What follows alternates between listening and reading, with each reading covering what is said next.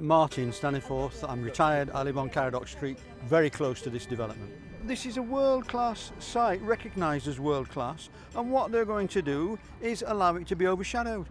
Every LEA or local authority on this riverbank will give their eye teeth for what we've got in central Greenwich, you know, the Maritime Heritage Site, and they're going to allow it to be overshadowed. Ridiculous. I'd like them to stick with the proposal that we all agreed with 5 years ago. There was a big discussion with lots of stakeholders involved in arriving at the plan, the 2007 plan for Lovell's Wharf. Everyone was involved in that. That was a 2-3 year process. There was a lot of toing and froing, and obviously there were compromises. But at that point, we'd come to a decision about what was the right scheme for this area, given what we knew about the infrastructure, for transport, for education, for healthcare. My name is Craig and I live in the new development just down the road from here, just down in Banning Street, further down. My main concern really is that it seems to me that when I moved in, they had set plans already in front of the council.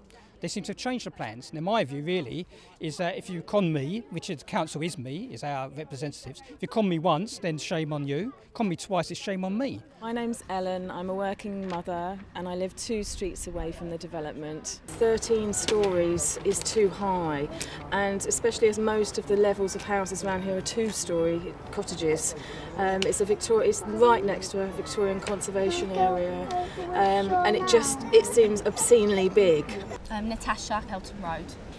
The fact that now, because these houses are going, the flats are going higher, other people have now put in for planning permission. There's 2 new developments being done on this road of Lovell's Villas. They've got houses they want to go up on top. So that means as soon as I come out of my garden, I've got another house right in front of me. I've got these flats, so I currently only have sun from about 10 till 1, so I imagine that's going to be further diminished. I was told that the block directly in front of me would be 2 or 3 stories high. I now find it's going to be 5 stories high, so it completely blocked my view. And really, more importantly, they've actually increased the height of all the blocks in that development.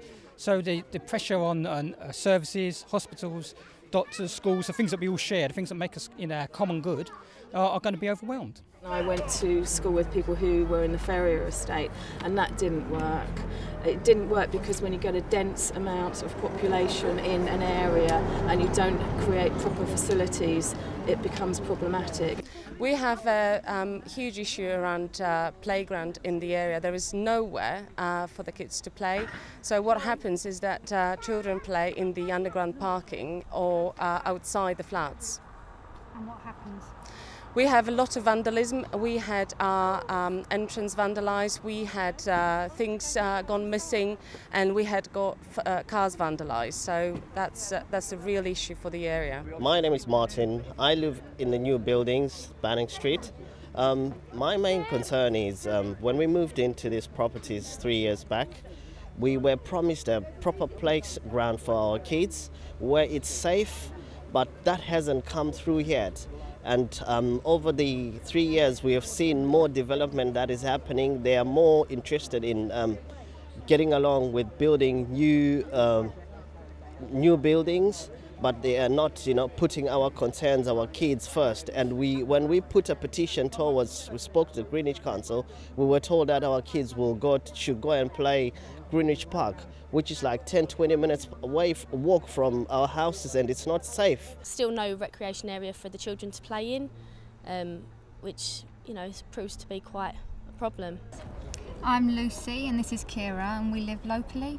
Well, as it currently stands, I'm already on 4 waiting lists to get into a nursery place, and we've been on for several months now. And one place told me I'd wait possibly up to 2014 October.